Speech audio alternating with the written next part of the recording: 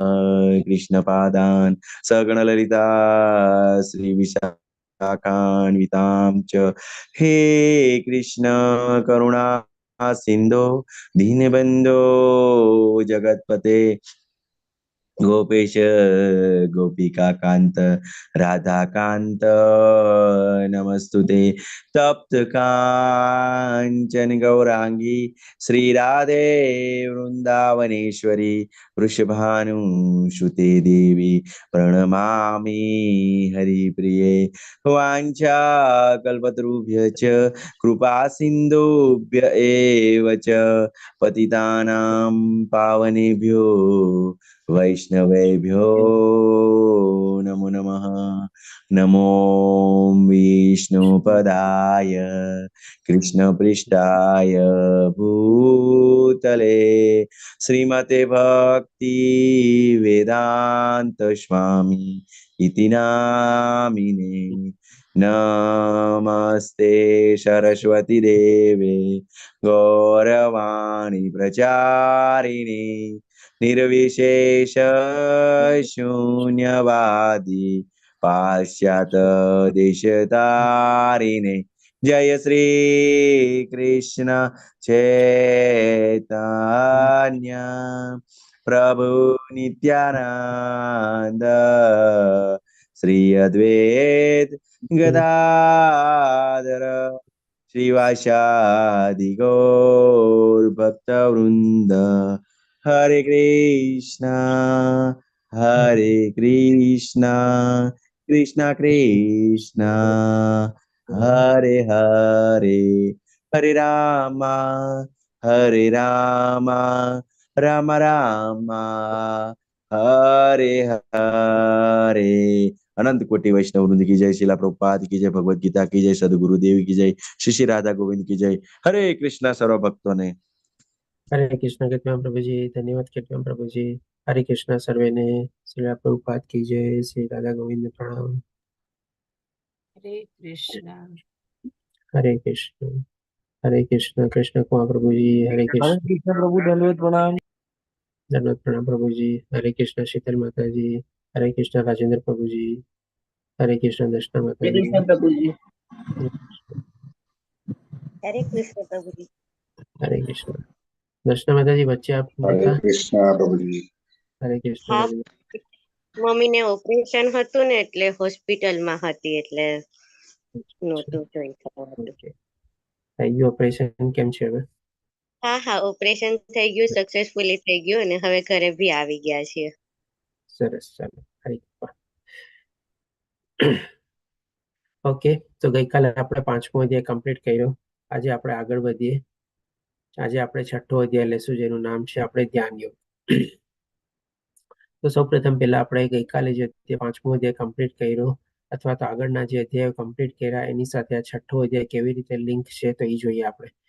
આમ જોઈએ તો ગઈકાલના 5મા અધ્યાયની પણ 4થા અધ્યાયમાં ભગવાન શ્રી કૃષ્ણ અષ્ટાંગ યોગનું વર્ણન કરે છે અને પછી 4થા અધ્યાયના અંતે અર્જુનનો પ્રશ્ન ઉભો થાય છે, કારણ કે 5મા અધ્યાયમાં અર્જુન ફરીથી પ્રશ્ન પૂછે છે. એટલા માટે ભગવાન શ્રી કૃષ્ણ કર્મયોગ અથવા કૃષ્ણ ભાવના યુક્ત કર્મ કેવી રીતે કરવું જોઈએ એ આપણને સરસ રીતે 5મા અધ્યાયમાં સમજાવ્યું. અને જે 4થા અધ્યાયમાં ભગવાને ઉલ્લેખ કર્યો તો અષ્ટાંગ યોગનો, એ આપણને 6ઠ્ઠા અધ્યાયમાં સમજાવે છે. તો આપણે કહી શકીએ કે 4થા અધ્યાયનો જે 28મો શ્લોક હતો, સોરી 4થા અધ્યાયનો આપણે 28મો શ્લોક હતું, એના સંદર્ભમાં લિંક રૂપે આપણે આ 6ઠ્ઠો અધ્યાય છે. કારણ કે એ અધ્યાય શ્લોકમાં ભગવાન કહે છે આમ કોઈ ધનથી યજ્ઞ કરનારા, કોઈ તપથી યજ્ઞ કરનારા હોય છે, તો કોઈ વળી ઉગ્ર વ્રત ધારણ કરનારા, અષ્ટાંગ યોગ રૂપે યજ્ઞ કરનારા હોય છે. તમને લોકોને ખ્યાલ છે આપણે કેટલા 4થા અધ્યાયમાં ભગવાને આપણને કેટલા પ્રકારના યજ્ઞ બતાવ્યા? હરે કૃષ્ણ.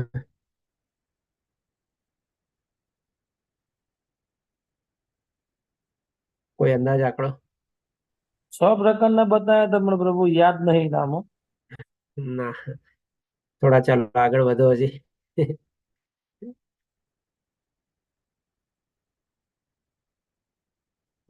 કોઈને ખ્યાલ નથી આવતો? ચિંતન પ્રભુજી, શશી માતાજી.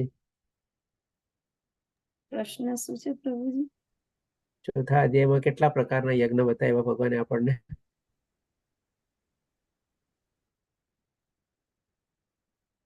ઓકે, 10 પ્રકારના યજ્ઞ બતાવ્યા હતા. 10 પ્રકારના યજ્ઞમાંથી અષ્ટાંગ યોગ રૂપે એક યજ્ઞ છે, જેના ભગવાન આપણને આ અધ્યાયમાં એકદમ ડિટેલમાં આપણને આ બતાવે છે.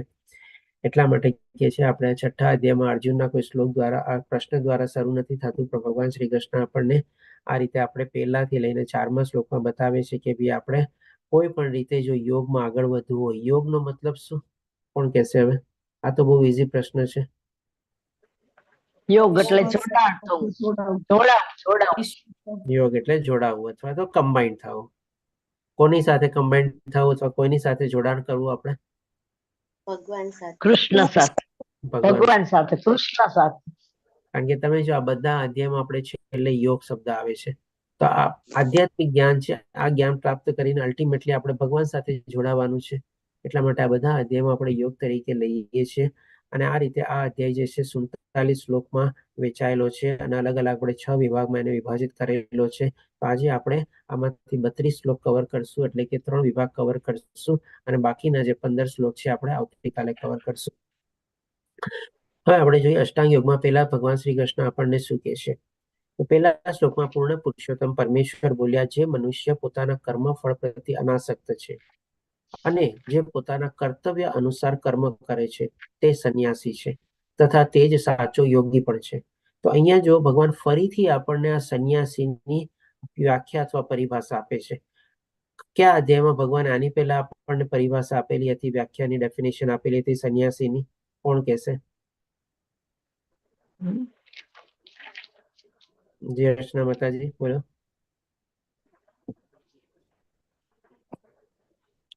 શું વાત છે, આપણે લોકો બધા અત્યારે લેવલ 2 માં આગળ વધી રહ્યા. 5મા અધ્યાયમાં બરોબર. 5મા યમ અધ્યાય નિયમ આસન, ના યમ નિયમ ના. અષ્ટાંગ. 5મા અધ્યાયમાં ભગવાને સંન્યાસીની પરિભાષા આપી, ડેફિનેશન આપી, વ્યાખ્યા આપી, બરાબર છે. સંન્યાસી પણ કયા શ્લોકમાં કહે છે બોલો હવે? યમ નિયમ આસન એમાં નથી આવતું.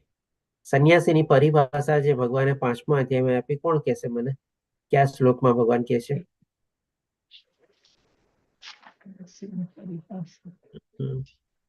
કોની પાસે છે ત્યારે ભગવદ ગીતા સાથે લઈને કોણ બેઠું છે આપણી સાથે?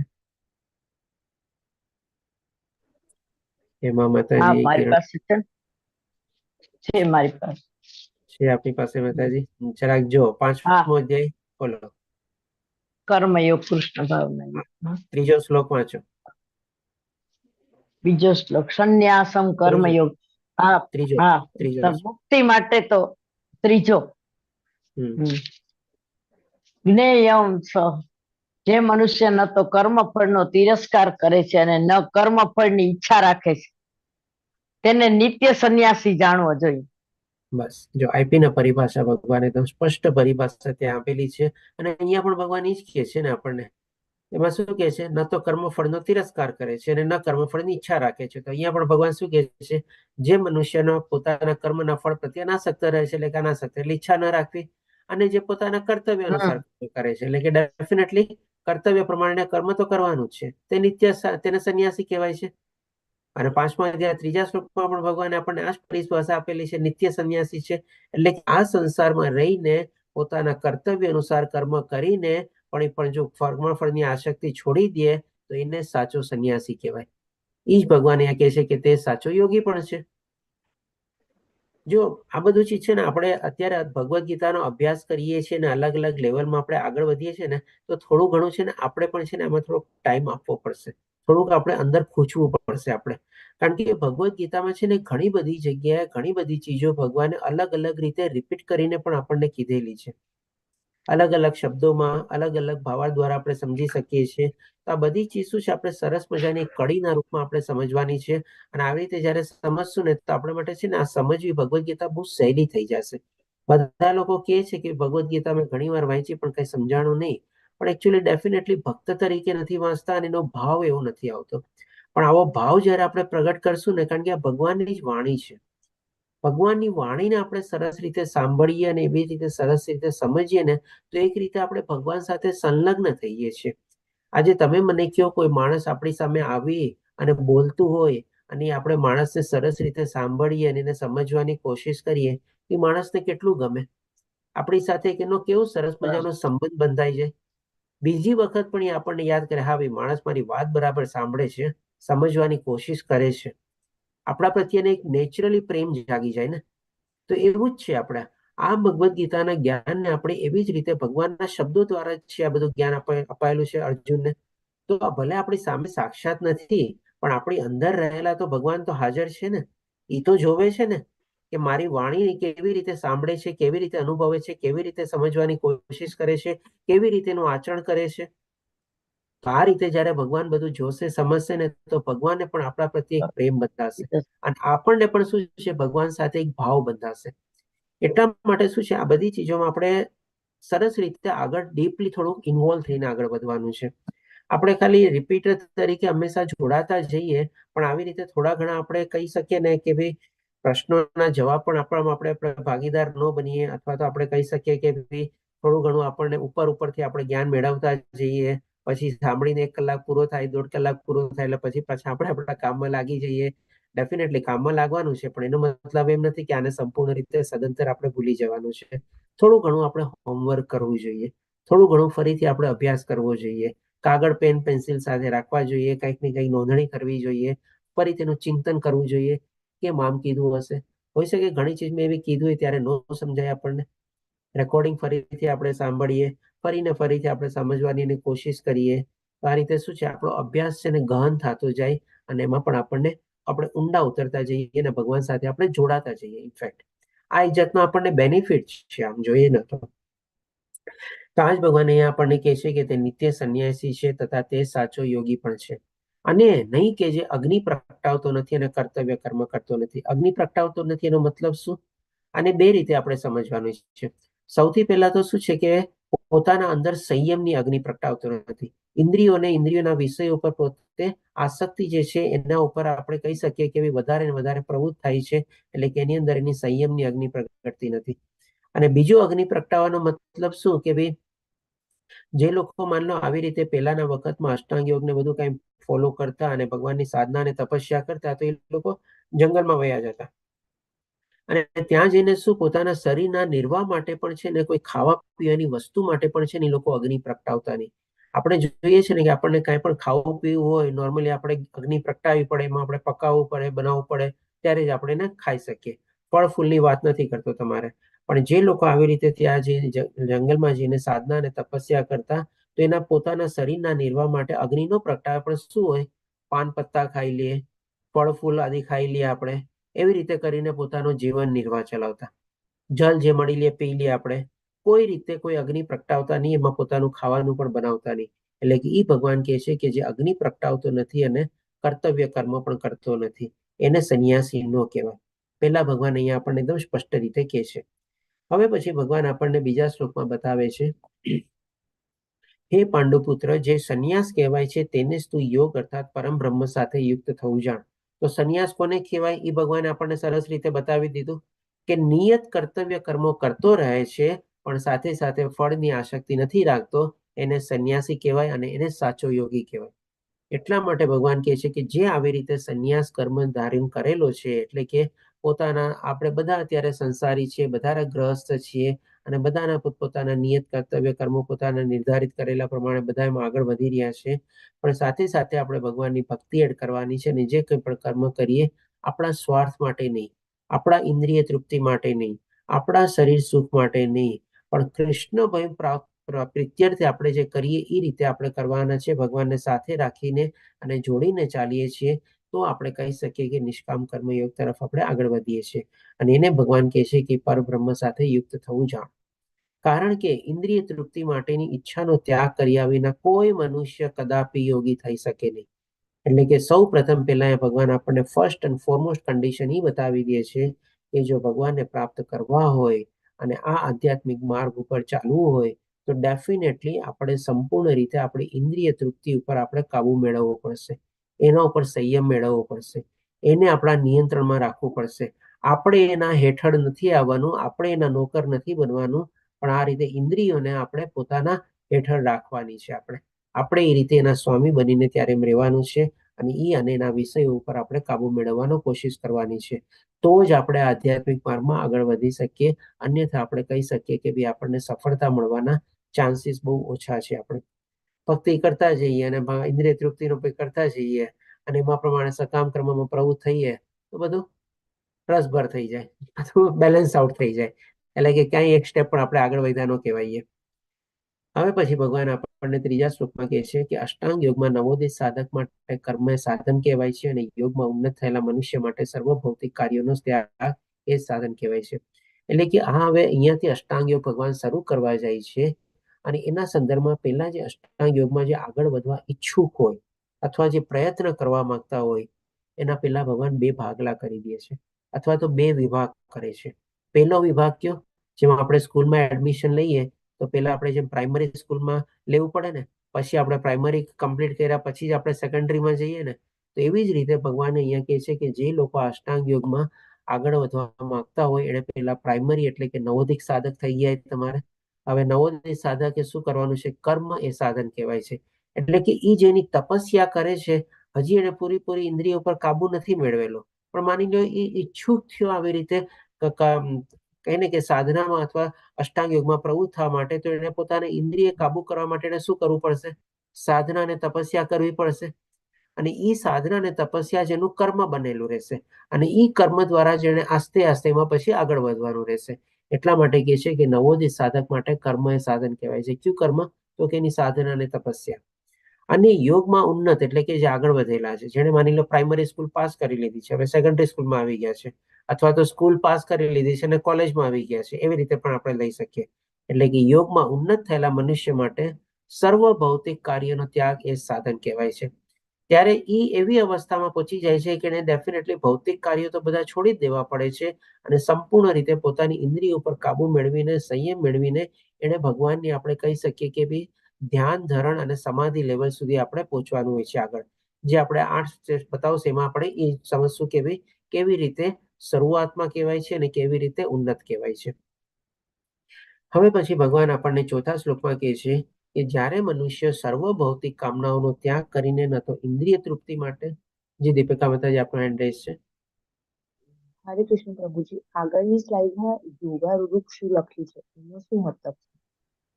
યોગા રૂઢ વૃક્ષુ ટોપ ઓફ ધ સ્લાઇડ. આખા યોગા વૃક્ષ એટલે કે એ શું છે કે યોગા રૂઢ અને યોગા વૃક્ષ તરીકે એટલે કે એડવાન્સ તરીકે, અથવા તો જે નવોદિત સાધક છે ને એવી રીતે આપણે સ્ટાર્ટિંગમાં કહેવાય છે, અને જે ઉન્નત થયેલો છે એને કહેવાય છે યોગા વૃક્ષ અથવા તો યોગા રૂઢ. તમારે આપણે ડેફિનેટલી શબ્દોનો પણ લઈ લઈશું પરિભાષા. ઓકે, હરે કૃષ્ણ. હરે કૃષ્ણ. હવે આ ચોથા શ્લોકમાં ભગવાન આપણને કહે છે કે જ્યારે મનુષ્ય સર્વ ભૌતિક કામનાઓનો ત્યાગ કરીને, એટલે કે સંપૂર્ણ રીતે એને પોતાની ઇન્દ્રિયો પર કાબુ મેળવેલો છે અને ન તો ઇન્દ્રિય તૃપ્તિ માટે કાર્ય કરે છે અને ન તો સકામ કર્મમાં પરવાય છે. ડેફિનેટલી ઇન્દ્રિયના વિષય ઉપર એને કાબુ મેળવેલો એટલે સકામ કર્મ તો કોઈ રહ્યા જ નથી, ત્યારે તેને યોગમાં ઉન્નત થયેલો કહેવાય છે. એટલે કે તમે જો અહીંયા આ થઈ ગયું યોગા રૂઢ તમારે, તો ઓલો જે યોગા રૂઢ હતો એ તમારે શું છે? શરૂઆતનું સ્ટેજ હતું, અને અહીંયા આવે છે યોગા રૂઢ. દીપિકા માતાજી હવે ક્લિયર થઈ ગયું આપને? આ બે જે લેવલ જે છે એ અહીંયા ભગવાન બતાવે છે. હરે કૃષ્ણ દીપિકા માતાજી. હરે કૃષ્ણ પ્રભુજી, રાઈટ. પ્રભુ ઓકે ઓકે. તો આજે પ્રભુજી એટલે શરૂઆતમાં કશું જાણતો ના એવું થાય ને? હા, પ્રભુજી શરૂઆતમાં હોઈ શકે જાણતો ન હોય અથવા તો જાણવાનો પ્રયત્ન કરતો હોય, થોડો ઘણો અષ્ટાંગ યોગ વિશે જાણી લીધો હોય, એટલેમાં પોતે પ્રવૃત્ત થવા માટેની કોશિશ કરતો હોય, તો એ થઈ ગયું યોગા વૃક્ષ. અને જે થોડો ઘણો આવી રીતે પ્રયત્ન કરતા કરતા આગળ વધી ગયો હોય એને થઈ ગયું આપણે યોગા રૂઢ તમારે. ઓકે, તો આ રીતે ભગવાન આપણને બે ક્લાસિફિકેશન કરીને પહેલા બતાવે છે. એટલે કે અહીંયા ભગવાને આપણે કહીએ ને કે અષ્ટાંગ યોગની ભૂમિકા બાંધી. અષ્ટાંગ યોગ આપણે શું છે હજી પૂરો ડિટેલમાં આપણને બતાવ્યું નથી, પણ એના જે લોકો શરૂઆત કરવા ઈચ્છુક હોય એના ભગવાને બે વિભાજન કરીને કીધા કે જે લોકો શરૂઆતમાં હોય છે એને નવોદિત કહેવાય છે, અને જે લોકો એમાં ઉન્નત અથવા પ્રગતિ કરેલા હોય છે એને યોગારૂઢ કહેવાય છે. હવે આ જે યોગારૂઢ તબક્કો જે છે એ આપણે કેવી રીતે પ્રાપ્ત કરવો? કે સંપૂર્ણ રીતે ઇન્દ્રિય તૃપ્તિ ઉપર કાબુ મેળવીને આપણે એ યોગાભ્યાસમાં ઉન્નત થવું અથવા તો અષ્ટાંગ યોગમાં ઉન્નત થવું, એના માટે હવે ભગવાન આપણને બતાવે છે કે કેવી રીતે આને ઇમ્પ્લિમેન્ટ કરવું આપણે. તો જોશું આપણે કે એના સંદર્ભમાં પણ ભગવાન આપણને 5મા શ્લોકમાં સૌથી પહેલા કહે છે, એટલે કે બેઝિક કન્ડિશન તરીકે, એટલે કે આમ જોઈએ ને તો સૌથી પહેલા આપણે પહેલી ચીજ શું સમજ્યા કે ભાઈ આધ્યાત્મિક માર્ગમાં જો આગળ વધવું હોય ને આપણે, તો સંપૂર્ણ રીતે આપણા ઇન્દ્રિય વિષયોને ઇન્દ્રિય તૃપ્તિ ઉપર આપણે કાબુ મેળવવો જોઈએ.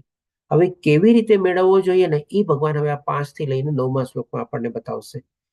તો કે છે 5મા શ્લોકમાં, મનુષ્ય પોતાના મનની સહાયતાથી પોતાનો ઉદ્ધાર કરવો જોઈએ અને પોતાનું પતન થવા દેવું ન જોઈએ. આ મન બદ્ધ જીવનનું મિત્ર પણ છે અને શત્રુ પણ છે. બદ્ધ જીવન એટલે કે આપણે બધા જે ત્રિગુણી માયાથી બંધાયેલા છે, એટલા માટે આપણે બધા બદ્ધ જીવન કહેવાઈએ છીએ.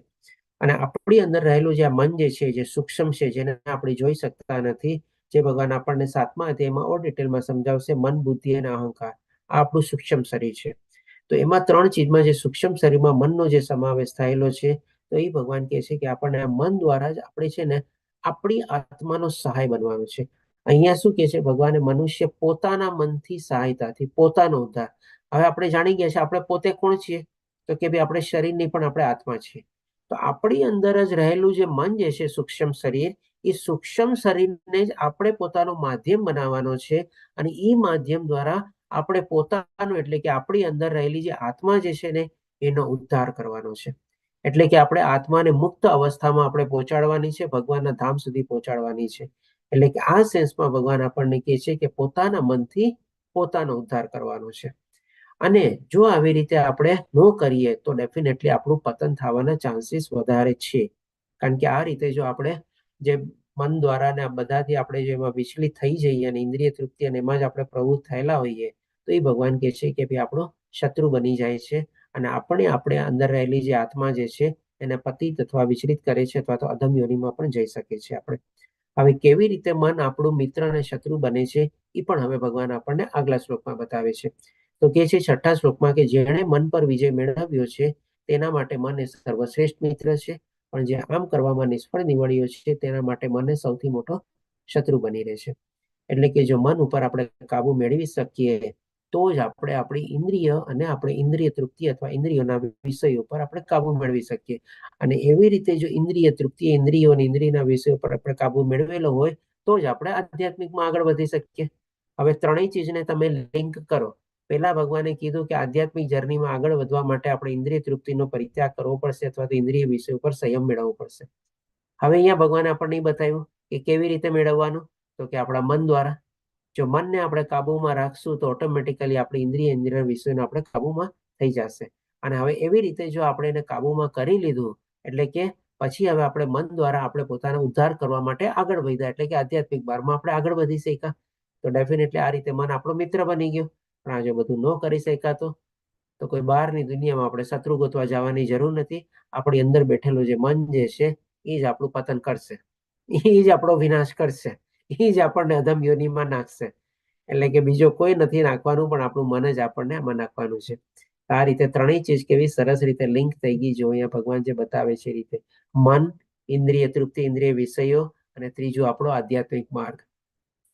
અને એ જો એક રીતે આપણે મનને કાબુમાં કેળવી લીધો તો આપણો આધ્યાત્મિક માર્ગ જે છે બહુ સરળ અને સીધો થઈ જાય, અને એમાં આપણે આરામથી આગળ વધી શકીએ અને આપણે પોતાનો જ ઉદ્ધાર કરી શકીએ. હવે ભગવાન આપણને 7મા શ્લોકમાં બતાવે છે કે જેણે મનને જીત્યું છે તેને માટે પરમાત્મા પ્રાપ્ત થયેલા જ છે. હવે જો આપણે જે અત્યાર સુધી લિંક બાંધી હતી, એ લિંક ભગવાને જ અહીંયા પુરવાર કરીને આપણને કહી દીધી ને, બસ આવી રીતે આપણે મનને જીતી લઈએ, મનને કાબુમાં રાખી લઈએ, તો આપણા માટે ભગવાન મળી જ જવાના છે. બોલો, ત્યાં સુધી ભગવાન અહીંયા કહે છે, કારણ કે તેણે શાંતિ પ્રાપ્ત કરેલી છે. આવા પુરુષ માટે સુખ, દુઃખ, ઠંડી, ગરમી અને માન, અપમાન બધું એક સમાન રહે છે. કારણ કે આ બધું ભૌતિક ચીજ છે ને. સુખનું આવવું અને જવું, ઋતુનો આવવા અને જવા બરાબર છે. ભગવાને બીજા અધ્યાયમાં બતાવ્યું ઠંડી અને ગરમી એટલે કે પ્રતિકૂળ પરિસ્થિતિઓ અથવા અનુકૂળ પરિસ્થિતિઓ, સારા સંજોગો, ખરાબ સંજોગો, સારી પરિસ્થિતિ, ખરાબ પરિસ્થિતિ, આ બધી ઠંડી ગરમી છે. પછી માન અપમાન, તો આ બધું પણ ભૌતિક છે ને. કોણ આપણું માન અપમાન કરવાનું છે? જ્યાં સુધી આપણે ન ચાહીએ ત્યાં સુધી આપણું કોઈ માન અપમાન નથી કરી શકવાનું. આ બધું એકચ્યુઅલી આપણે કહેવાતું બધું છે ભૌતિક દુનિયાના સંદર્ભમાં આપણે જે સાંકળી લઈએ છીએ એના દ્વારા બધી આપણને અનુભૂતિ થાય છે. તો એ ભગવાને બતાવેલું છે કે આ બધું ઇન્દ્રિયાનુભૂતિમાંથી જન્મે છે. સુખ, દુઃખ, ઠંડી, ગરમી, લાભ, ગેરલાભ, વિજય, પરાજય, આ બધા દ્વંદ્વો, માન અપમાન, આ બધા દ્વંદ્વો છે એ બધા આપણા ઇન્દ્રિય તૃપ્તિમાંથી અનુભવે છે આપણે. અને એવી જ રીતે જો આપણે આ રીતે માર્ગ અપનાવી લઈએ, મનને કાબુમાં કરી લઈએ, તો બસ આપણે જગ જીતી ગયા, સમજી લે. હવે પછી ભગવાન આપણને 8મા શ્લોકમાં કહે છે કે મનુષ્ય જ્યારે મેળવેલા જ્ઞાન એટલે કે આ બધું જે અત્યાર સુધી જ્ઞાન સમજ્યું આપણે આ બધું મેળવેલું જ્ઞાન છે આપણું તથા સાક્ષાત્કાર દ્વારા પૂરેપૂરો સંતુષ્ટ થઈ જાય છે ત્યારે તે આત્મ સાક્ષાત્કારમાં સ્થાપિત થયેલો તથા યોગી કહેવાય છે.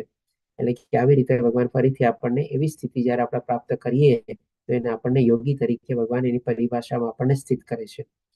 આવો મનુષ્ય અધ્યાત્મમાં સ્થિત તથા જીતેન્દ્રિય હોય છે કારણ કે ઇન્દ્રિયો જીતી રહી એટલે જીતેન્દ્રિય તે સર્વ વસ્તુની એક સમાન દ્રષ્ટિ જુએ છે ભલે પછી તે કાંકરા હોય પથ્થર હોય કે સુવર્ણ હોય કારણ કે બધામાં એક જ તત્વ રહેલું છે ને બધું ક્યાંથી નીકળે છે કાંકરા હોય પથ્થર હોય કે સોનાનું હોય સોનાની ખાણ પણ આપણે પૃથ્વીમાંથી જ નીકળે છે આ પથ્થર અને ઢેફાડ અને ધૂળ ને બધું પણ શેમાંથી નીકળે છે પૃથ્વીમાંથી જ નીકળે છે અને પૃથ્વી કોની શક્તિ છે તો કે ભગવાનની શક્તિ છે પૃથ્વી ભગવાન દ્વારા સર્જિત થયેલી છે એમાં બધું એને જ દેખાય છે ભગવાન જ દેખાય છે અને ભગવાનની શક્તિ જ દેખાય છે એને કોઈ ભૌતિક વેલ્યુ નથી દેખાતી કે સોનું મોંઘું છે એટલે બહુ સારું છે અને કાંકરા અને પથ્થરની કોઈ વેલ્યુ નથી એટલે ખરાબ છે એવું નથી જોતો બધામાં ભગવાન જ જોવે છે ભગવાનના દર્શન કરે છે. પછી આપણે 9મા શ્લોકમાં ભગવાન કહે છે કે જ્યારે મનુષ્ય સાચા શુભેચ્છકોને પ્રિય મિત્રોને તટસ્થ લોકોને મધ્યસ્થી કરનારાઓને દ્વેષીજનોને શત્રુઓ તથા મિત્રોને પાપી તથા પુણ્યાત્માઓને સમાન ભાવે જુએ છે ત્યારે તેને હજી વધારે ઉન્નત થયેલો માનવામાં આવે છે. આવો જ એક શ્લોક જો આપણે ગઈકાલે 5મા અધ્યાયમાં કરેલો હતો કવર ત્યારે મેં તમને કીધું હતું કે આધ્યાત્મિક જ્ઞાન અથવા દિવ્ય જ્ઞાનની આ ચરમ સીમા છે આપણે ક્લાઇમેક્સ છે આપણે કોઈને યાદ આવે છે શું છે કયો તો એ શ્લોક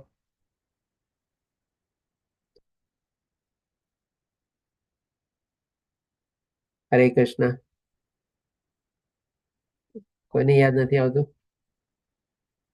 હાથી કૂતરો 5મા અધ્યાયનો 29મો શ્લોક 5મા અધ્યાયનો 29મો શ્લોક ના ના એ તો સંપીસ ફોર્મ્યુલા એ અલગ એની પહેલા જો જેમાં કે છે ને કૂતરો હાથી 18મો ચંડાળ શ્લોક પ્રભુજી.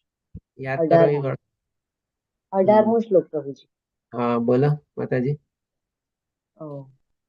એવા શ્લોક જ્ઞાની અનુવાદ કઈ બી બોલો બ્રાહ્મણમાં તથા ગાય કાકી કૂતરા અને ચંડાળમાં સમાન દ્રષ્ટિવાળા જ હોય છે. બરાબર ડેફિનેટલી સરસ તો જો આ પણ આ શ્લોક હરે કૃષ્ણજી બોલો પ્રભુજી જય શશી માતાજી બોલો વિદ્યા વિનય સંપન્ને બ્રાહ્મણે ગવી હસ્તી બરાબર સુનિચૈવ સ્વપાકે ચ પંડિતાઃ સમદર્શિનઃ. બરાબર અનુવાદ બી વાંચી લે પૂરો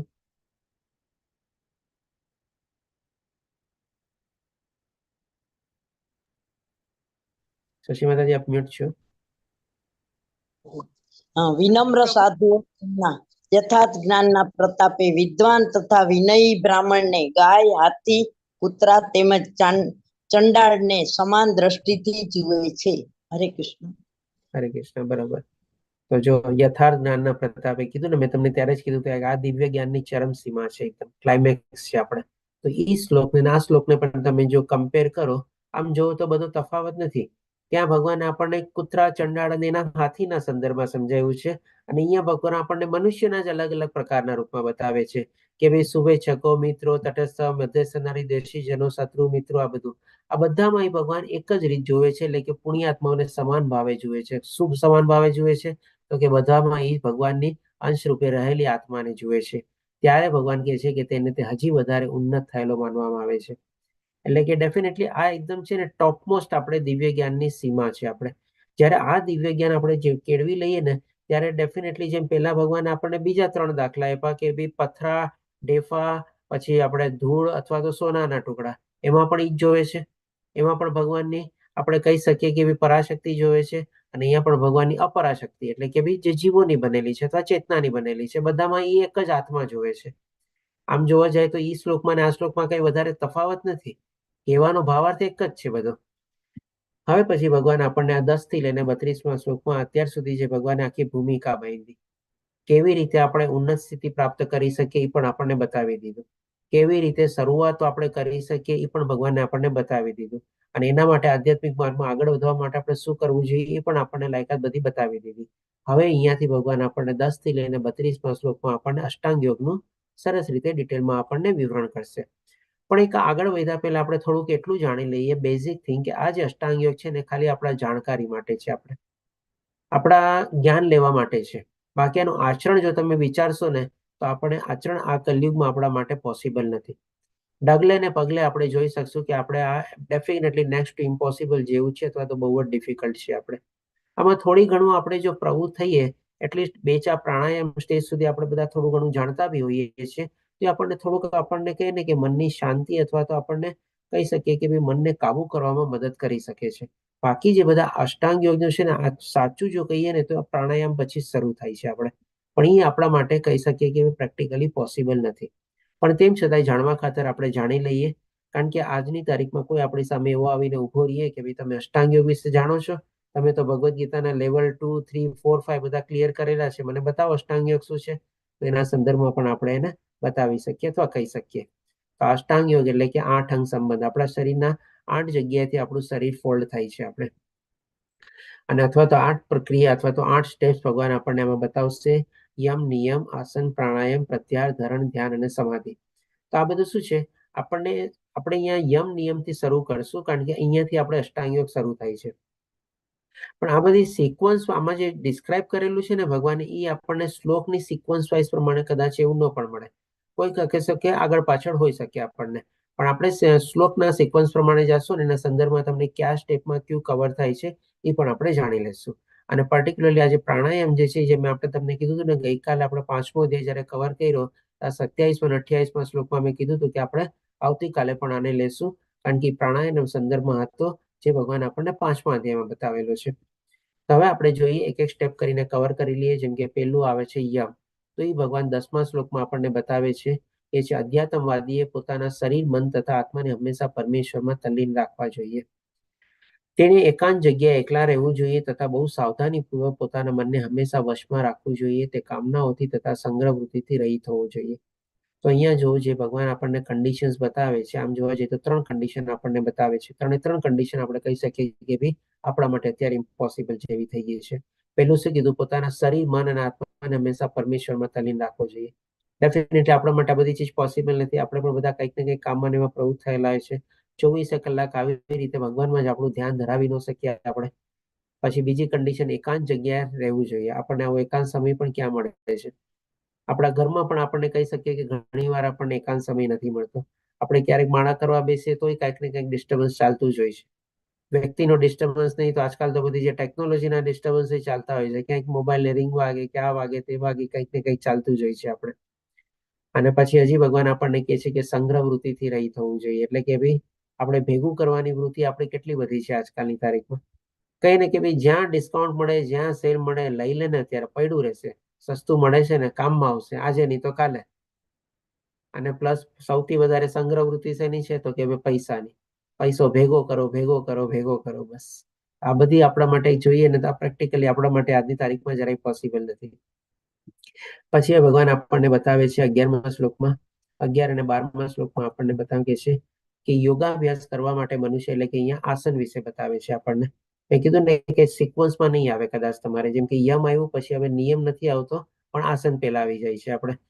આસન માટે એટલે કે કેવા પોસ્ચરમાં અથવા કેવી રીતે અને ક્યાં બેસવું જોઈએ બતાવે છે. યોગાભ્યાસ કરવા માટે મનુષ્ય એકાંત સ્થાનમાં જઈને ભૂમિ પર કુશ ઘાસ પર પાથરવું અને પછી તેને મૃત ચર્મથી ઢાંકી ઉપર સુવાળું વસ્ત્ર પાથરવું જોઈએ. આજે આપણા લોકોમાંથી કેટલા લોકો નીચે બેસે છે બોલો? આપણે અત્યારે ક્લાસ કરતા હશું તો આપણામાંથી બહુ ઓછા એવા હશે કે જે નીચે બેસીને આપણે આસન રાખીને બેઠા હશે. હું પોતે પણ બેઠો નથી, એ પણ કહેતો તમને. અત્યારે હું પણ ટેબલ ઉપર, મારું અત્યારે લેપટોપ છે અને ખુરશી ઉપર હું બેઠો છું. તમારે આપણે જેમ કે કંઈક નિયમ અનુસાર ખાલી દિવસમાં એકવાર આપણે જમવા બેસીએ ત્યારે નીચે બેસું છું તમારે, અને એવી રીતે નીચે બેસીને જમું છું. પણ બાકી જી કીર્તિમાં પ્રભુજી આપનો ઇન્ટરેસ્ટ છે. જો કીર્તિમાં પ્રભુજી નીચે બેઠા છે, બરોબર. હરે કૃષ્ણ પ્રભુજી. હરે કૃષ્ણ. હું રોજ નીચે બેસું છું, અને જે પેલું જે કુસા ઘાસ કરું ને એ લાવ્યો છું ને, એની અંદર જે સાદડી બનાવેલી છે ને એની નીચે મૂકેલું છે, એટલે એવી રીતે બેસું પ્રયત્ન કરું છું પ્રભુજી. સરસ સરસ. અક્ષય પ્રભુજી એટલે નીચે બેઠેલા છે જો. ઓકે, સરસ. ઓકે, એનીવે આપણે જોઈ શકીએ છીએ કે આપણા અત્યારે જેટલા, પછી જે રંજન માતાજી બી નીચે બેઠેલા છે. સરસ, ચાલો. હરે હરે કૃષ્ણ પ્રભુજી. પણ હરે અત્યારે કૃષ્ણ. કેવું છે, કોઈ નથી ને તો પ્રભુજી, તો અત્યારે થોડું મારું પેલું પ્રસાદ બનાવવાનું કામ બી કરું છું પ્રભુજી, અત્યારે પ્યારેલા લીવું છે એટલે વિડીયો બંધ કર્યો છે. હા, ચાલો ચાલો આપણે વર્ચ્યુઅલી શું બનાવો છો ભગવાન માટે ભોગ તરીકે પ્રસાદ ભોગમાં? હા પ્રભુજી, અત્યારે હું આ રોટલી ને શાક બનાવું છું, બરાબર ને? પછી કેમ કે હું એકલો જ છું, બરાબર, એટલે બધી નહીં બને. સરસ, ચાલો, ઓકે. હરે કૃષ્ણ પ્રભુજી. જય માતાજી. હરે બોલો, કૃષ્ણ પ્રભુજી. જય સદગુરુ. આ જમવાની વાત નીકળી ને એટલે પૂછું છું કે જમીને થાળીમાં હાથ ધોવાય કે ન ધોવાય? માતાજી એકચ્યુઅલી છે ને ઘણા લોકો તો ત્યાં સુધી કરે છે, અને મેં ઇવન સાચું કહું ને તો મારા સસરા પાસેથી બી જોયેલું છે. હું જયારે લગ્ન કરીને પછી સાસરે ગયો હતો ને, ત્યારે અમારા સસરાજી પણ છે ને ખાઈ પી એમાં છે ને થાળીમાં હાથ ધ્યો ને એ પણ પોતે પાણી પોતે પી જતા. બોલો, એ જૈન લોકોમાં એવું હોય છે, પણ વૈષ્ણવમાં કે જૈનમાં એવું હોય છે કે થાળી ધોઈને પી જાય. હા, એટલે આ રીતે જોયેલું છે. પણ વૈષ્ણવ વૈષ્ણવ તરીકે જ એમાં છું. હાથ ધોવાય કે ન ધોવાય એમ? મારા ખ્યાલથી તો ધોવાય માતાજી, વાંધો નથી એવું કઈ. અચ્છા, ક્યારેય ન ધોવાય. અચ્છા, ચાલો બીજો ઓપિનિયન, ક્યારેય ન ધોવાય એમ બી કહો છો. હા, પુષ્ટિ માર્ગ ની અંદર ધોવા નથી દેતા. અમારી જ્ઞાત હોય ને, જ્ઞાતિ ત્યારે જમવા હોય લખેલું જ હોય બોર્ડમાં, કોઈ હાથ થાળીમાં ધોવા નહીં. હા માતાજી, એ છે ને એ અલગ ચીજ થઈ જાય છે તમારે, પણ જે ઘરમાં આપણે કરતા હોઈએ ને એ અલગ ચીજ થઈ ગઈ. કારણ કે આપણે જે જાહેર જગ્યા જઈએ છીએ ને, ત્યારે ક્યાં શું છે, ઘણા લોકોને શું છે કઈ બીજી બધી આદતો હોય છે, એટલા માટે એ લોકો, ઘણા લોકો શું કોગળા બી કરતા હોય છે. હાથ ધોવાની સાથે સાથે એ લોકોને કોગળા કરવાની આદત હોય છે. એટલા માટે એ લોકો ઘણી વાર આપણને વંચિત કરે છે કે થાળીમાં હાથ ન ધોવા, કારણ કે એ લોકો પછી દાળ કોગળા બી કરી નાખતા હોય છે. બાકી જો તમે આવી રીતે ખાલી ખાસા ને હાથ ધોવાની પ્રક્રિયા તમે જાણો તો આપણા ઘરે જો આપણે કરતા હોઈએ ને, તો એવી રીતે આપણે કરી શકીએ કદાચ, મારા ખ્યાલથી તો. કદાચ હું ખોટો હોઈ શકું, પણ કારણ કે મેં આવી રીતે જોયેલું છે તમારે, અને ઘણા વૈષ્ણવને પણ પોતાના ઘરમાં મેં જોયેલા છે આવી રીતે કરતા. પણ મંદિરો ને બધામાં જે લખેલું હોય છે ને એનો પણ મેં પૂછેલું હતું એકવાર, ત્યારે એને મને આ કારણ બતાવ્યું હતું કે લોકો શું છે હાથ ધોવાના બહાને એમાં કોગળા પણ કરે છે. એટલા માટે અમે લોકો ના પાડીએ છીએ કે તમે હાથ ધોતા નહીં એમાં. બાજુમાં બેઠેલા હોય એને આવડે ને. હા, એ તો એને પણ ઉડે. હા, એટલે હા, કેરી કરવાનું બી ડિફિકલ્ટ પડે. એટલું બધું પાણી હોય તો એ લઈ જવાનું બી રસ્તામાં ઢોળાતું જાય તો એ બીજાને હર્ટ હા, થઈ જાય. એ પણ બીજાને થાય. બરાબર છે, સાચી વાત. ઓકે, ચાલો. રંજન માતાજી, શોભના માતાજી, આપણે મ્યુટ કરું છું. પછી કે છે કે આસન બહુ ઊંચું કે બહુ નીચું ન હોવું જોઈએ, કારણ કે જો બહુ ઊંચું હોય ને તો આપણને થોડો અહંકાર આવી જાય. અને બહુ નીચું એટલે કે શું, ત્યારે લોકો જંગલમાં જતા તો જે નાના નાના જીવજંતુ બધા હોય એ ઉપર ચડી જાય, જેથી કરીને એની સાધનામાં ક્ષતિ પહોંચાડી શકે. એટલા માટે બહુ ઊંચું કે બહુ નીચું ન હોવું જોઈએ, અને તે પવિત્ર સ્થાનમાં હોવું જોઈએ. પછી યોગીએ તેની ઉપર સુસ્થિર થઈને બેસવું જોઈએ, અને મન, ઇન્દ્રિયો તથા કાર્યોને વશમાં કરીને તથા મનને એક બિંદુ પર સ્થિર કરીને હૃદયને શુદ્ધ કરવા માટે યોગાભ્યાસ કરવો જોઈએ. પછી આ ભગવાન આપણને બતાવે છે 13મા અને 14મા શ્લોકમાં પણ ભગવાન આપણને આસન સંદર્ભ બતાવે છે. યોગી એટલે કે આવી રીતે બેસા પછી એને બોડીનો પોસ્ચર કેવો હોવો જોઈએ એ પણ બતાવે છે. પહેલા આપણને એની આપણે કહી શકીએ કે શું લઈને બેસવું જોઈએ અને કેવી રીતે બેસવું જોઈએ બતાવ્યું. હવે આપણા બેઠા પછી આપણો બોડીનો પોસ્ચર કેવો હોવો જોઈએ કે છે કે યોગીએ પોતાનું શરીર, ગરદન તથા માથું સીધું ટટ્ટાર રાખવું જોઈએ, એટલે કે એક લાઈનમાં આવવું જોઈએ. આમ તેમ માથું કે આમ તેમ કઈ ન થવું જોઈએ. અને નાકના અગ્રભાગ પર દ્રષ્ટિ સ્થિર રાખવી જોઈએ, એટલે કે આંખ જે છે આપણે અડધી ખુલ્લી રાખવી જોઈએ અને અડધી બંધ રાખવી જોઈએ. અને અડધી જે ખુલ્લી હોય એની નજર ક્યાં જોગે તો કે નાકના ટેરવા ઉપર આપણે રાખવી જોઈએ. અને અડધી ખુલ્લી અડધી બંધ નો મતલબ શું, કે આવી રીતે જો આખી આંખ બંધ કરીને આપણે બેસીએ તો કદાચ હોઈ શકે આપણને ઝોલું આવી જાય, ઝોકું આવી ગયો, જે મેં આ પિક્ચરમાં જોઈ શકો છો. આપણે નિંદરમાં ચડી ગયા, આપણને અડધી 1 કલાક પછી ઉઠીએ ત્યારે હું તો ધ્યાન ધરતો હતો, મેડિટેશન કરતો હતો ને શું થયું એનું ખબર ન પડે. એટલા માટે કહે છે અડધી ખુલ્લી અડધી આંખ અને અડધી આપણે નાકના અગ્રભાગ ઉપર કેન્દ્રિત કરવાની. અને આ પ્રમાણે તે સ્થિર થયા સંયમિત મનથી ભય રહી તથા વિષય જીવનથી એટલે કે ઇન્દ્રિય તૃપ્તિના વિષયો પરથી સંપૂર્ણ રીતે મુક્ત બ્રહ્મચારી થઈને મનુષ્ય અંતઃકરણમાં મારું ચિંતન કરવું જોઈએ અને મને જ પોતાનું અંતિમ ધ્યેય માનવું જોઈએ. ડેફિનેટલી આ સાધના અને તપસ્યા માટે આપણે બ્રહ્મચારીનું વ્રત પણ આપણે બહુ અનિવાર્ય છે, આપણે કમ્પલસરી આપણે કહી શકીએ. પછી હવે ભગવાન આપણને 15મા શ્લોકમાં આપણે પ્રત્યાહાર વિશે બતાવે છે. તો કે આ પ્રમાણે એટલે કે જે આપણને સરસ રીતે ભગવાને પોઝિશન એટલે કે યમ આસન વિશે બતાવ્યું એ પ્રમાણે કરતો આપણે સાધના કરતા પ્રત્યે આગળ કરતા કરતા આપણે ભગવાન કહે છે કે આ પ્રમાણે મન તથા કર્મમાં હર હંમેશ સંયમમાં અભ્યાસ કરતો સંયમિત મનવાળો યોગી આ ભૌતિક અસ્તિત્વ સમાપ્ત થયે ભગવત ધામ અથવા કૃષ્ણ લોકને પ્રાપ્ત કરે છે. તો અહીંયા તમે જો ભગવાન કહે છે કે શરીર, મન તથા કર્મ. હવે તમે કહેશો કે આગલા ભગવાને તો કહી દીધું કે કર્મ કરવાના જ નથી, તો પછી અહીંયા ક્યાં કર્મ આવ્યા? તો કે અહીંયા કર્મ શું છે? એ જે સાધના અને તપસ્યા કરતો હોય અને જે મંત્રો ઉચ્ચારણ ને બધું કરતો હોય એ જ એમાં જ એનું પ્રવૃત્ત થવું જેનું કર્મ છે આપણે. એટલે કે છે શરીર, મન તથા કર્મમાં. મનમાં પણ બીજું કાંઈ એના મનમાં કોઈ ઇન્દ્રિય વિષયોના કે ભૌતિક દુનિયાના સંદર્ભમાં કોઈ વિચાર, વર્તન કે એવું કાંઈ પણ આવવું ન જોઈએ. અને આવી જ રીતે પોતાની સાધના અને તપસ્યા એ જ એનું કર્મ છે અને એમાં સંપૂર્ણ રીતે એનો અભ્યાસ બી કરતો હોય અને એમાં સંયમ મેળવીને પોતે આગળ બી વધતો હોય. તો આને ભગવાન પ્રત્યાહાર સ્ટેજમાં કહે છે. અને આ લેવલ સુધી આપણે જો પહોંચી જઈએ તો કહે છે કે ભગવાન ધામ પ્રાપ્ત કરી શકે છે. હવે ભગવાન આપણને 16મા શ્લોકમાં બતાવે છે કે જે મનુષ્ય હવે નિયમ વિશે બતાવે છે. જેમ કીધું ને આપણે સિક્વન્સમાં નહીં આવે, પણ હવે આપણે નિયમ વચ્ચે રહ્યું તો આ નિયમ વિશે છે આપણે. તો 16મા શ્લોકમાં કહે છે કે જે મનુષ્ય અતિ આહાર લે છે અથવા બિલકુલ આહાર લેતો નથી, અતિશય ઊંઘે છે કે પૂરી ઊંઘ લેતો નથી, તેને માટે યોગી થવાની શક્યતા નથી. એટલે કે બધું બેલેન્સ હોવું જોઈએ. ડેફિનેટલી એ વખતમાં પણ જ્યારે લોકો સાધના અને તપસ્યા કરતા 24 કલાકમાંથી આપણે કહી શકીએ કે એ લોકો શરૂઆત કહે ને કે પેલા 4, 6, 8, 10, 12 કલાકથી કરતા અને પછી જ્યારે ઉન્નત થઈ જાય ત્યારે 18, 20 કલાક સુધી લોકો આવી રીતે સાધના અને તપસ્યા કરતા. અને જે ખાવા પીવાનું હોય આપણે એ લોકો એકદમ ખાલી ને ખાલી લોકોના શરીરના નિર્વાહ માટે જે બેઝિક મિનિમમ નેસેસિટી હોય એટલું જ લેતા. તો ડેફિનેટલી આ બધી ચીજ આટલી કઠોર રીતે કરવી આપણા માટે આજની તારીખમાં પોસિબલ નથી.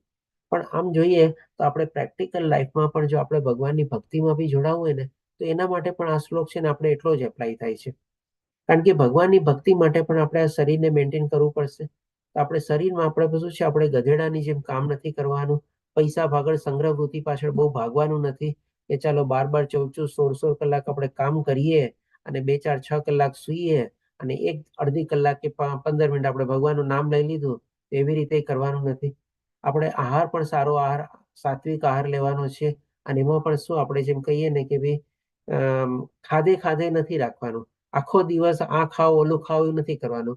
નિયમ પ્રમાણે આપણે ખાવાનું છે, સાત્વિક ખોરાક લેવાનો છે અને ખાવા પ્રત્યે અને આરામ પ્રત્યે બી આપણે નિંદર બી જેટલી આપણે નિંદર જોતી હોય 6 કલાક, 7 કલાક, 6.5, 8 કલાક જે પ્રમાણે આપણી શરીરની જે બાયોલોજીકલ સાયકલ હોય એ પ્રમાણે આપણે નિંદર લેવી પણ જરૂરી છે. તો જ આપણે આ શરીરને પણ મેન્ટેન કરી શકશું અને આ શરીરને જ આપણે માધ્યમ બનાવીને આપણે ભગવાનની ભક્તિમાં પણ પ્રવૃત્ત થઈ શકશું. એટલે કે આમ જોવા જાવ તો આ શ્લોક આપણને ભક્તિ યોગ માટે પણ એટલો જ એપ્લાય થાય છે જેટલો આપણને અષ્ટાંગ યોગ માટે એપ્લાય થાય છે. હવે પછી ભગવાન આપણને 17મા શ્લોકમાં જે નિયમ વિશે બતાવે છે કે જે મનુષ્ય આહાર, વિહાર, નિંદ્રા તથા કાર્ય કરવાની આદતોમાં નિયમિત રહે છે, જે પ્રમાણે આગળ બતાવ્યું પ્રમાણે, તે યોગાભ્યાસ દ્વારા સર્વ ભૌતિક દુઃખોને નષ્ટ કરી શકે છે. એટલે કે ભાઈ બેલેન્સ લાઈફ જીવે છે. આમ તમે જુઓ તો જેટલું જરૂર પૂરતું હોય એટલું કામ કરે, શરીરને આરામ આપે, વિહાર એટલે થોડું ફરવા કરવાની પણ પોતે ક્રિયાઓ બધી કરે અને આવી રીતે પોતાના ખાવામાં પણ, ફૂડિંગ હેબિટ્સમાં પણ સરસ રીતે પોતે આગળ વધે. તો આવી રીતે જો આપણે બેલેન્સ લાઈફ જીવતા હોઈએ આપણે તો ડેફિનેટલી ભગવાન કહે છે કે ભૌતિક દુઃખોને નષ્ટ કરી શકે છે અથવા તો આપણે થોડી ઘણી કહેવાતી શાંતિ, મનની શાંતિ આપણને પ્રાપ્ત કરી શકે છે. અને એ જ જે મનની શાંતિ આપણે પ્રાપ્ત કરેલી હોય છે એ આપણને સરસ રીતે આપણને ભગવાનના ભક્તિ કરવામાં આપણને યોગદાન આપે છે. કારણ કે જો આવી રીતે આપણું શરીર જ બરાબર નહીં હશે, ક્યાંક ને ક્યાંક દુખતું હશે કે કંઈક પીડા થતી હશે, માથાનો દુખાવો રહેતો હશે, પેટમાં કબજિયાત રહેતો હશે, આળસ રહેશે, જ્યારે હોય ત્યારે આપણને નીંદર આવતી રહેશે, તો પછી આપણે કેવી રીતે ધ્યાનથી આપણે ભગવાનની ભક્તિ બી કરી શકીએ? નો જ કરી શકીએ ને આપણે. એટલે કે આ ચીજ આપણને પણ આપણા ભક્તિ યોગમાં પણ આટલી જ એપ્લાય થાય છે જેટલી અષ્ટાંગ યોગમાં એપ્લાય થાય છે. હવે પછી ભગવાન આપણને 18મા શ્લોકમાં ધરણ વિશે બતાવે છે. તો કે છે જ્યારે યોગી યોગાભ્યાસ દ્વારા પોતાના માનસિક કાર્યને સંયમિત કરી લે છે. અહીંયા જો ફરીથી ભગવાન માનસિક કાર્ય કહે છે. ભૌતિક દુનિયાના કોઈ કાર્ય નથી હોતા. અષ્ટાંગ યોગમાં જે પ્રવૃત્ત થયેલો હોય છે ને જે ઉન્નત સ્થિતિમાં પહોંચેલો હોય છે, શરૂઆતમાં એના માટે કાર્ય એટલે કે શું? એની સાધના અને તપસ્યા જ કાર્ય. અને જેમ જેમ એમાં આગળ વધી ગયો છે ત્યારે પોતે માનસિક કાર્ય એટલે કે એ સાધનામાં ઓર પોતે પ્રવૃત્ત થયેલો હોય છે. અને ડેફિનેટલી સંયમિત કરેલું છે, એટલે કે ડેફિનેટ ઇન્દ્રિયો સંયમિત કરી લીધેલી છે અને અધ્યાસમાં સ્થિત થઈ જાય છે, અર્થાત સર્વ ભૌતિક ઈચ્છાઓથી રહિત થઈ જાય છે. ઇન્દ્રિયો પર કાબુ મેળવી લીધો એટલે કે ડેફિનેટલી ભૌતિક ઈચ્છાઓ પર કાબુ મેળવી લીધો, ત્યારે તે યોગમાં સુસ્થિર થયેલો કહેવાય છે. હવે આ કેવો સુસ્થિર થયેલો છે એના સંદર્ભમાં ભગવાન પછી આપણને આગલા શ્લોકમાં એક સરસ મજાની કમ્પેરિઝન આપીને કહે છે. તો કે છે ભગવાન આપણને પેલા પ્રાણાયામ વિશે બી આપણે 27 અને 28મો શ્લોક લઈ લઈએ, જે પ્રમાણે આપણે સિક્વન્સમાં ચાલીએ છીએ પ્રમાણે. અને આ શ્લોક આપણે ગઈકાલે પણ કવર કરેલો જ હતો કે સર્વ બાહ્ય ઇન્દ્રિય વિષયોને બહાર કરીને દ્રષ્ટિએ બે ભ્રમરોની વચ્ચે કેન્દ્રિત કરીને શ્વાસ તથા ઉશ્વાસને નસકોરાની અંદર રોકીને અને એ રીતે મન, બુદ્ધિ તથા ઇન્દ્રિયોને વશમાં રાખીને મોક્ષ પ્રતિ લક્ષ્ય રાખનાર યોગી ઈચ્છા, ભય તથા ક્રોધથી રહિત થઈ જાય છે. આવી અવસ્થામાં સતત રહેનારો યોગી નિસંદેહ મુક્ત હોય છે. એટલે કે આટલી હદ સુધી આપણે આપણા શ્વાસ ઉપર નિયંત્રણ કેળવવાનું છે અને આપણે એના ઉપર કાબુ મેળવવાનો છે. કારણ કે જેમ જેમ આપણે શ્વાસ ઉપર કાબુ મેળવશું એ આપણને મદદ કરશે આપણે ઇન્દ્રિયોને આપણને ભૌતિક દુનિયાથી અળગી કરવામાં, એનાથી અલિપ્ત કરવામાં, અને આવી સ્થિતિમાં આપણને આગળ વધવામાં એ આપણને મદદરૂપ થાય છે. હવે જે ભગવાને કીધું ને કે ધરણ ધ્યાનમાં જે બતાવ્યું તો એની સ્થિતિ કેવી હોય છે તે આપણને 19મા શ્લોકમાં એક સરસ મજાના દીવાના કમ્પેરિઝન આપીને બતાવે છે કે જેવી રીતે વાયુ રહી સ્થાનમાં દીવો અસ્થિર થતો નથી, તેવી જ રીતે જે યોગીનું મન વશમાં હોય છે તે દિવ્ય આત્માના ધ્યાનમાં સદા સ્થિર રહે છે. એટલે કે એટલી જેમ અહીંયા દીવાની આપણને કમ્પેરિઝન આપીને કે છે દીવો તમે જુઓ જ્યારે આપણે ઉપર પંખો બંધ હોય, બારી બારણા બંધ હોય અથવા તો બહુ હવા બી ન ચાલતી હોય તો એ દીવાની ફ્લેમ એકદમ સ્ટ્રેટ હોય આપણે, અને એની ઉપર જે કાળી મસ જાતી હોય એ પણ એકદમ સ્ટ્રેટ હોય આપણે.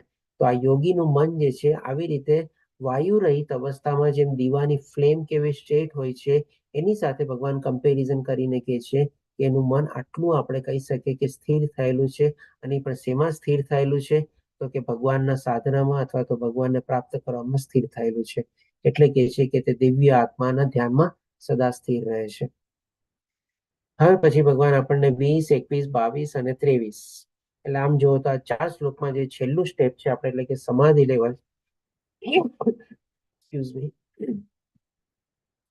સમાધિ લેવલ છે એ અહીંયા ભગવાન આપણને વર્ણવે છે કે એટલે કે આવી રીતે અષ્ટાંગ યોગમાં જે એનું કહી શકીએ કે ચરમ સીમા જે છે સમાધિ લેવલ સુધી જ્યારે પહોંચી જાય છે ત્યારે એની અવસ્થા કેવી હોય છે એ સંદર્ભમાં અહીંયા ભગવાન આપણને વર્ણવે છે કે જેને સમાધિ કહેવામાં આવે છે એ પૂર્ણ અવસ્થામાં મનુષ્યનું મન યોગાભ્યાસ દ્વારા ભૌતિક માનસિક ક્રિયાઓથી પૂરેપૂરે સંયમિત થઈ જાય છે.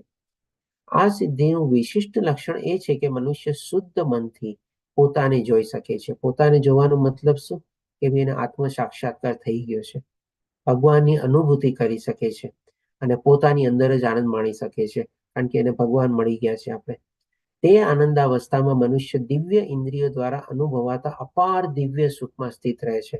કારણ કે એને શું સતચિત્ત આનંદ સાથે જોડાઈ ગયો, આપણે એક રૂપ થઈ ગયો આપણે કહી શકીએ.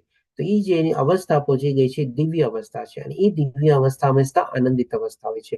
એટલા જ માટે તો આપણે સતચિત્ત આનંદરૂપ કહીએ છીએ ભગવાનને. અને કે એ રીતે પ્રસ્થાપિત થયેલો મનુષ્ય કદાપી સત્યથી જુદો પડતો નથી અને આ સુખની પ્રાપ્તિ પછી આનાથી મોટો કોઈ લાભ હોય એમ તે માનતો નથી. ભગવાન મળી ગયા, આનાથી વધારે વિશેષ શું જોવે.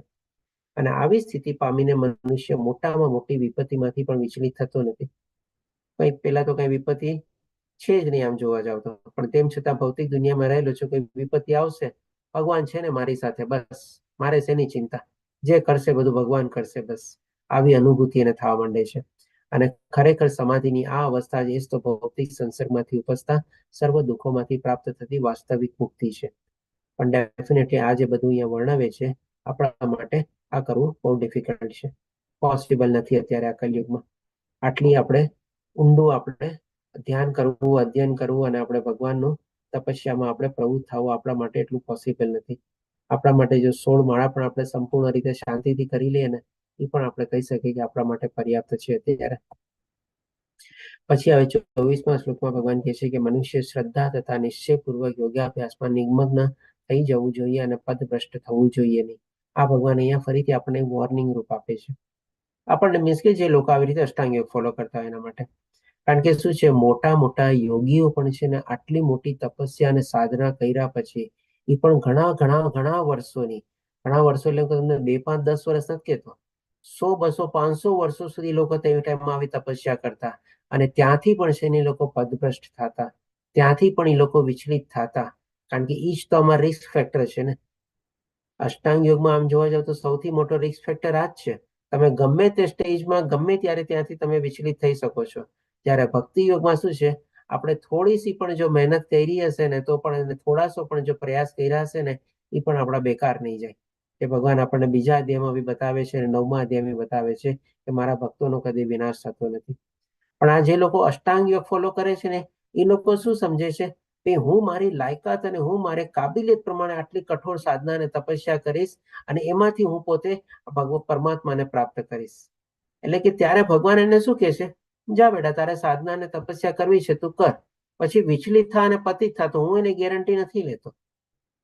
એટલા માટે અહીંયા ભગવાન અહીંયા પણ એ લોકોને પણ એક વોર્નિંગ સિગ્નલ આપે છે કે ભાઈ એને પથભ્રષ્ટ થવું જોઈએ નહીં.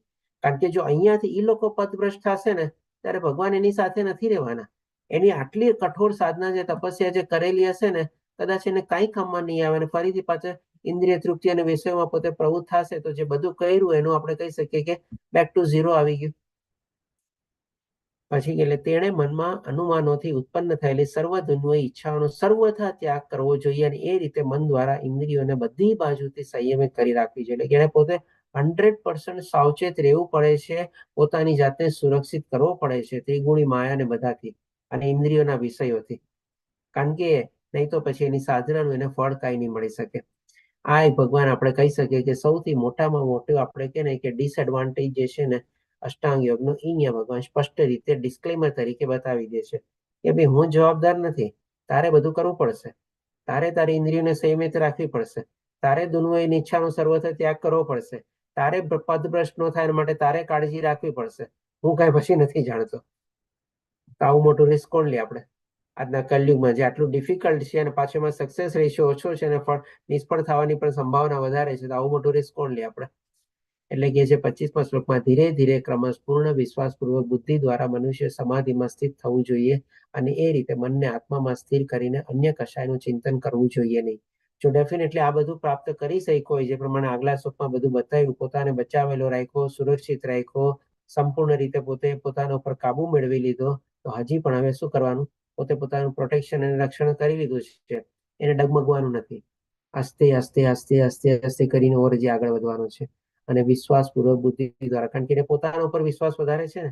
ભગવાન કહે છે ભલે તારા ઉપર વિશ્વાસ વધારે છે, કર તું તારા વિશ્વાસ વધારે અને એ રીતે તું આસ્તે આસ્તે આગળ વધ, હું તારી રાહ જોઉં છું, તારા માટે ઉભો છું અહીંયા. એટલે કે છે કે સમાધિમાં સ્થિત થવું જોઈએ અને બીજા કસાયનું ચિંતન કરવું જોઈએ નહીં. કેટલું રિસ્કી છે તમે વિચારો. અહીંયા 26મા શ્લોકમાં કહે છે કે મન પોતાની ચંચળતા, હવે ફરીથી ભગવાન આપણને કહે છે, વોર્નિંગ સિગ્નલ આપે છે હજી કે માની લો આવી સ્થિતિ પેળવવા માટે લાયકાત મેળવી બી લીધેલી હોય કદાચ, તેમ છતાં પણ શું થઈ શકે કદાચ, તો કે 26મા શ્લોકમાં મન પોતાની ચંચળ તથા અસ્થિર વૃત્તિને કારણે જ્યાં જ્યાં ભટકતું હોય ત્યાંથી મનુષ્ય તેને સર્વથા પાછું વાળી લેવું જોઈએ અને પોતાના નિયંત્રણ હેઠળ લેવું જોઈએ. તમે મને એવા કોઈ શાસ્ત્રમાં ઘણા દાખલા છે કે જે આટલી ઉચ્ચ સ્થિતિ સુધી ઉપર પહોંચી ગયા હોય ત્યાંથી પણ વિચલિત થયા અને પતિત થયા. કોણ કહેશે આવા દાખલા? સોબરી મુનિ, વિશ્વામિત્ર અને ભરત મહારાજ. બોલો. પ્રણયજી, ધન્યવાદ અક્ષય પ્રભુજી. આમાં ભરત રાજાની તો સ્ટોરી આપણે લઈએ જ છીએ. આપણે 8મા અધ્યાયમાં ડિટેલમાં એની સ્ટોરી લઈશું. ફરીથી આપણે લેવલ 1માં લીધેલી જ છે આપણે. એ પણ તો ત્યાં જ ગયા હતા ને જંગલમાં, બધું રાજપાટ પરિવારને બધું છોડીને અને ત્યાં સાધના કરવા ગયા હતા. ત્યાંથી પણ એને ક્યાં એનો જીવ લાગી ગયો, તો કે હિરણમાં જીવ લાગી ગયો. વિશ્વામિત્રનો કોનામાં જીવ લાગી ગયો, તો કે ભાઈ એક નામ મેંગા નામની આપણે અપ્સરામાં જીવ લાગી ગયો એનો. કેટલા વર્ષોની સાધના કરી હતી વિશ્વામિત્ર? કેટલા વર્ષો સુધી તપસ્યા કરતા હતા અક્ષય પ્રભુજી? શું કહો છો? 60,000. 60,000 વર્ષો. બોલો, મેં કીધું ને 1, 2, 5, 10, 100, 200, 500 વર્ષો નહીં, 60,000 વર્ષો સુધી તપસ્યા કરતા હતા ને એ પણ પછી બેનકામાં પોતે વિચલિત થાય છે. અને સૌભારી મુનિ, એને તો એવી સિદ્ધિ પ્રાપ્ત કરેલી હતી કે પાણીની અંદર જઈને પણ પોતે ભગવાનની સાધના કરી શકતા. અષ્ટ સિદ્ધિમાંથી ઘણી બધી સિદ્ધિ એમણે પ્રાપ્ત કરેલી હતી સૌભારી મુનિએ. અને જ્યારે પાણીમાં જ્યારે જઈને તપસ્યા કરતા હોય છે ત્યાં ખાલી માછલી, નર માદા અને કહીને કે ભાઈ નર માદા માછલીનો આપણે સંભોગ જોવે છે, એમાંથી પોતે વિચલિત થાય છે અને ફરીથી પાછી એને ભોગવવાની ઈચ્છા થાય છે. તો જુઓ, આટલી સિદ્ધિઓ પ્રાપ્ત કર્યા પછી, આટલી વર્ષોની કઠોર તપસ્યાઓ કર્યા પછી, અને આવી રીતે બધું ઘર બાર બધું રાજપાટ બધું છોડ્યા પછી બી જે લોકોએ પ્રયાસ કર્યા છે, અને પણ એ ટાઈમમાં જે આપણે હોઈ શકે સતયુગ, દ્વાપરયુગ અથવા ત્રેતાયુગ કાંઈ પણ હોઈ શકે, અલગ અલગ લોકોના વખતમાં એ લોકો પણ જો વિચલિત થયેલા છે, તો પછી આ કલયુગમાં એ પણ આપણા જેવા માણસ માટે આ કેટલું પોસિબલ છે બોલો? એટલે કે ડેફિનેટલી જરાય છે આપણે આમાં ઉતરવા માટે જાણવું કોઈ આપણા માટે માલ નથી, આમ કહીએ ને તો આપણે આપણી ભક્તિ કરીએ એ વધારે સારું છે.